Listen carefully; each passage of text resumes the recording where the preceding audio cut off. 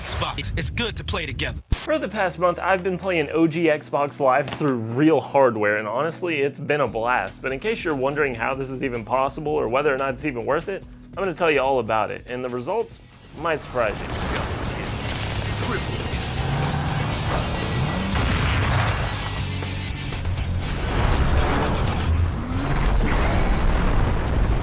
In case you're new here, I'm Josh, aka T, on the Sometimes I Drink Tea channel, but this time we're drinking a little sparkling ice. It's pretty good. And on this channel, we talk about all kinds of different games and hardware like the PlayStation 3 that we just covered, but today we're not talking about that. We're talking about an equally heavy console, the OG Xbox, but more importantly, its online capabilities that still work. Don't listen to Tom. Do not. No, listen to me, listen for to real. Tom. Put a Banshee on the map. He just wants to do it for his fucking... Did you leave? We're playing OG Xbox Live in 2024, so obviously we need an OG Xbox to do that. And I picked this one right here up for around $100. I feel like the price is starting to go up on these things. And outside of some questionable packaging that it came in, it seems to be in pretty good shape, and I don't think it's honestly been touched in 20 years. First off, the disk drive on this thing works perfectly, which seems to be becoming more of a rarity on these things. The console and controller that it came with was just covered in caked on dust like it just came out of a warehouse or something, and when I booted it up, all the save files are from like the early 2000s, so I think it's safe to say this thing hasn't been touched in a while. But to test it out, we had to pick up some games for it, of course, and luckily, the console itself might be going up in price, but the games are still relatively cheap for it. And as well as picking up the games from my local retro store, I also picked up this nice Xbox Series S Xbox Controller S that seems to be in mint condition. It is in really good shape, looks like it was never used, works perfectly, and it's probably the most comfortable way to play Xbox because if you guys don't remember, this is the original controller, which is so big and bulky that it basically assisted in alienating the Asian audience for this game, which is why they redesigned it to this one, which is pretty close to the modern controller we have now. But after we had our hardware and games and everything was sorted, I obviously wanted to take this thing online. But there was a little bit of a problem, right? Because Xbox Live was shut down years ago for the OG Xbox. But luckily, a little team that goes by Insignia said, we don't want the Xbox Live experience to be shut down, so they reverse engineered the servers to work just as they would like 20, 30 years ago. I'm not even going to get into the technical aspect of it because I don't know how they make it work. I'm just gonna say it's magic. What they're doing is basically giving you the Xbox Live experience one-to-one, or as close as possible as they can get it to one-to-one, without you actually having to be tethered to any Xbox servers whatsoever. This is their own proprietary in-house system to bring these consoles online and just function as they would normally. And this may sound familiar to you because this is something that recently happened with the closure of the 3DS and Wii U eShop. A little service that goes by Pretendo was in the works for the while, and it's basically doing the exact same thing that we're doing here on the OG Xbox, emulating the official servers to give you that online experience. Are we gonna play or what? Patience, Grasshopper.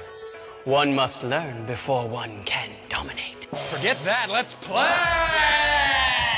So initially, getting your Xbox online was as easy as plugging your internet into this little Ethernet port and you were good to go. Now, while it isn't that simple this time around, it's pretty damn close. The beautiful thing is that you don't have to mod your Xbox whatsoever. This Xbox is completely stock, yet if I plug an Ethernet cord into this wherever I'm at, it'll boot up into Xbox Live just fine. The whole setup process for getting this Xbox online with Insignia took me about, I don't know, 30 minutes to an hour, so it was pretty fast and easy, but you do need a couple of tools to get into it. So first off, you're gonna need a USB adapter that plugs into your controller port. I would show you mine, but I gave it to my brother so he could put Insignia on his Xbox. Next, you're gonna need a flash drive, but not just any flash drive, you're gonna need one with a very small storage capacity, say under a gigabyte. What this is doing is basically being recognized as a memory card by your Xbox, and then in order to do that, it's gotta be very small. The Xbox is very picky with storage sizes. I tried a 128 gigabyte flash drive, it didn't work. I tried a 4 gigabyte iPod, it almost worked, but it didn't work. I think it's safe to say that you won't be finding one of these at your local Staples, but I will link these ones that I got off of Amazon as an affiliate link in the description, and these worked totally fine. As long as you have a friend who has an Xbox Live rig connected to a high-speed internet connection, you can. Impressive.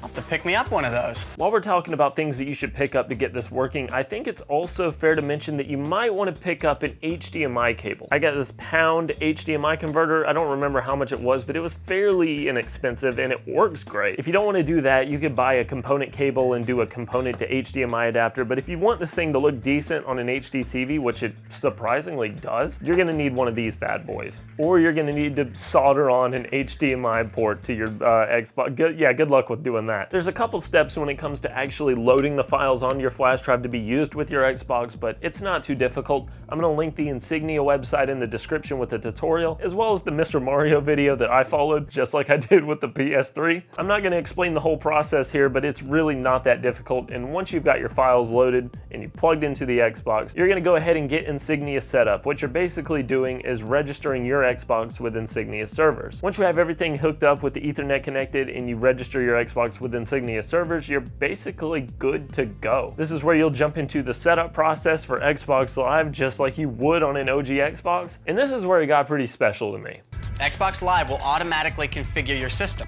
How cool is that? Outside of the PS1, this was the next console that I got that was mine. And while I had a lot of fun with the Xbox, one thing I never was able to do was take it on Xbox Live. We just didn't have it. You gotta remember that back in the time of Xbox Live being launched, internet was more of a novelty thing, so we didn't have it. So seeing my Xbox do something new that I never got to experience with it 20 years ago is really kind of cool. It's really special. It's also pretty cool to be able to register on Xbox Live with the OG name T, because I've never been able to do that on a platform before. But now that we have our Xbox Live registered with Insignia and we're ready to jump on Xbox Live, it's time to get in some games, and this is where I think Xbox Live on the OG Xbox might actually surprise you. You know, it is a good day to die, cheesemaker.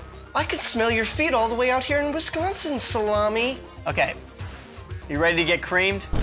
You see, whenever you have this thing connected to the internet and you boot into a game and select the Xbox Live menu on whatever game you're playing, it pretty much immediately logs you in within seconds. And once you're logged in, you're ready to start matching with other players or joining other players that are on your friends list and waiting for you to fucking hop in with them. The first game I decided to test was arguably the most important game to this service, and it's a miracle that they got this one working. It's currently the most popular game being played on Insignia. Of course, I'm talking about Halo 2. One of the most eagerly awaited video games finally goes on sale. Preparing to rewrite retail history. Video game is expected to have bigger first-day revenues than any movie has ever had an opening day at the box. And this is special for quite a few reasons, but first off, it's just awesome that they actually got this one working on their service. Apparently, it took a lot of effort to get Halo 2 working on Insignia. Insignia has been around for quite a while now, but it's only recently that they actually got Halo 2 working online. And when I first started searching for a game, it was actually pretty surprising to me because it felt very familiar. Once you start searching for a game, it pops up matchmaking and it'll match you with other players, and once enough are found, it'll boot you into a map in a game mode. Once you're in this pre-game lobby of sorts, you can talk to other players, you can add them, send messages, similar to what you would do in a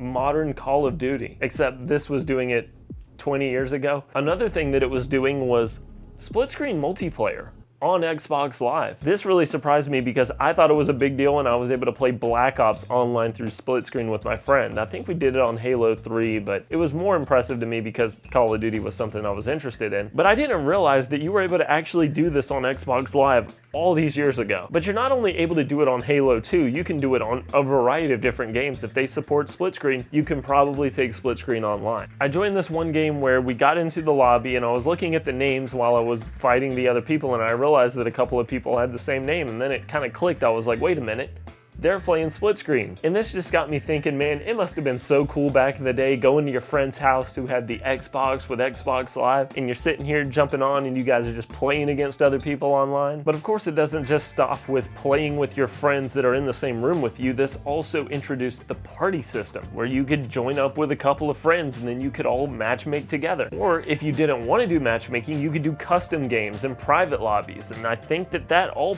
pretty much started with Halo 2. If it didn't start it, it sure as hell popularized it. So when it came to finding a game in Halo 2 today, it wasn't too difficult. Like I said, this is typically the most popular game being played on Insignia right now. That being said, let's not kid ourselves here. This is obviously a niche thing. Thousands of people aren't going out and picking up an Xbox to do this. But sometimes I was able to find a match within minutes. Sometimes it took me like 10 minutes to get into a game. Obviously, the most popular thing being played is Team Slayer. But an interesting thing happened when I started adding friends online, because I noticed that people were playing custom games. So it kind of surprised me. And it finally made sense as to why, when I saw 30 people playing online and it took a minute to find a game, I realized that half of the lobby were probably doing a big private match. But I had a lot of fun in Halo 2, and it's really cool to see basically where online matchmaking and parties, custom games, and all this stuff kind of started. You know, you have the Master Chief Collection where you can play games like Halo 2 online with new and enhanced graphics, but the matchmaking system just isn't the same. It just doesn't have the same feel to it. But maybe you see Halo 2 as more of a novelty thing. Well, maybe we can play something a little more unique, like Project Gotham Racing 2. I didn't actually play a game online with this yet, but I have seen people playing this one. One racing game that I was able to get into some lobbies with was the original Forza Motorsport. And this is cool because it's like you're kind of double dipping on the experience here. You're getting to see where Forza, Gran Turismo's biggest competitor, started, and you're also getting to see kind of where the roots of online multiplayer racing started, at least for the series anyways. The first time I jumped into a lobby on Forza here, I kind of felt like the dude out of the beginning of Tokyo Drift, where he's just slamming into every wall in the parking garage. But the very next day I started having some pretty decent races, and it got really competitive. There's only a few people online at a time on this game, but that's really all you need to start a race and get it going. I didn't really mention latency or the connection in Halo 2, and that's because it is generally pretty good, and the same goes here. There were some moments where cars would lag a little bit, or there would be some weird oddities happening, but generally it ran pretty smooth. But after playing these two games, I felt like my Xbox Live experience was getting a little limited, and I thought that this was where it was going to end. But then I remembered, my brother has an Xbox 2 that he just set up Insignia with, so I figured we could add each other and jump into a different game. And that's when we booted up Counter-Strike for the Xbox, which is a really unique experience.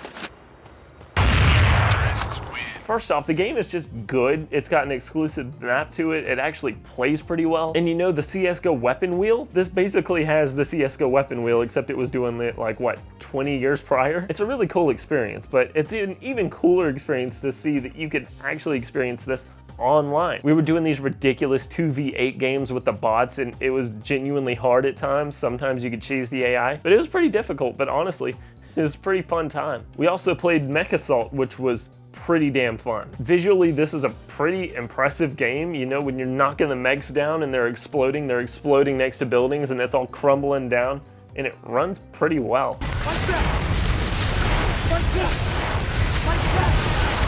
This was definitely one of those visually impressive games. I'd really like to see Mech Assault 2, because that would be even more crazy, but I don't know. I don't even know if that game's supported yet. Insignia supports a lot of games, but of course this is on a game-by-game basis. Let's say you don't have a brother with an Xbox set up with Insignia and you want to play some of these games online, or you want to make some friends in the process. Well, you're kind of in luck. When we were about to jump on Counter-Strike, I decided to go over to the Insignia Discord and say, hey, I'm booting up Counter-Strike, does anybody want to get on? And sure enough, like 10 minutes after posting that message, I had 2 guys jump on this, and we were doing 2v2 as well as 4v8 bots. It was a good time, and it was like literally like within 30 minutes I had messaged people about jumping on this random game that had no players, and we were all playing. So while some people may say that this is just kind of a novelty, I think that it's more than that. You can get unique online gaming experiences that you won't be able to play anywhere else, literally, but the original Xbox. And it's fun to even go back and see the way that these games worked online